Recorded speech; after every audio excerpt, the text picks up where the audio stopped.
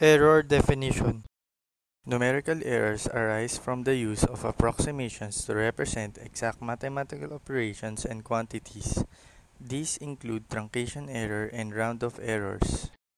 Truncation errors occur when approximations are used to represent exact mathematical procedures. Round-off errors occur when numbers having limited significant figures are used to represent exact numbers. Numerical error is equal to the discrepancy between the truth and the approximation. Relative error is the order of magnitude of the value under examination. The magnitude of the quantities being evaluated is determined by normalizing the error to the true value.